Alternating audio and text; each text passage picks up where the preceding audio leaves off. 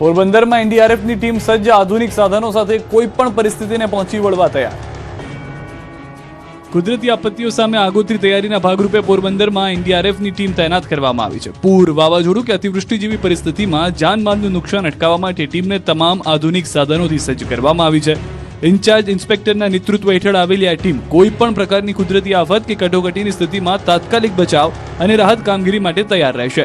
Team પાસે boats, life jackets, life boy અને ઓબીએમ જેવા આધુનિક બચાવ સાધનો ઉપલબ્ધ છે. સાથે જ ઇમારત ધરાશાયી થવા જેવી દુર્ઘટનામાં રેસ્ક્યુ ઓપરેશન માટે ચિમ્પિંગ હેમર, આરઆરએસએ જેવા વિશેષ સાધનો પણ ટીમ પાસે છે. પૂર, વાવાઝોડું અથવા અન્ય આપત્તિ સમયે અસરગ્રસ્ત લોકોને ઝડપથી મદદ મળી રહે તે માટે તમામ જરૂરી તૈયારીઓ પૂર્ણ કરવામાં આવી છે. એનડીઆરએફની ટીમ 24 કલાક કાર્યરત રહેશે અને કોઈ પણ મુશ્કેલ પરિસ્થિતિમાં નાગરિકોની સુરક્ષા તથા સલામતી માટે તાત્કાલિક કામગીરી હાથ ધરશે.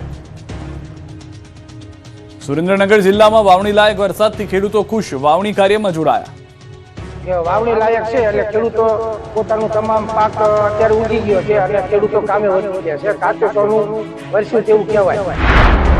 સુરેન્દ્રનગર જિલ્લામાં તાજેતરમાં વાવણી લાયક વરસાદ થતા ખેડૂતો ખુશખુશાલ જોવા મળી રહ્યા છે. ખેડૂતો નિંદામણ, દવા છંટકાવ સહિતની કામગીરીમાં લાગી ગયા છે.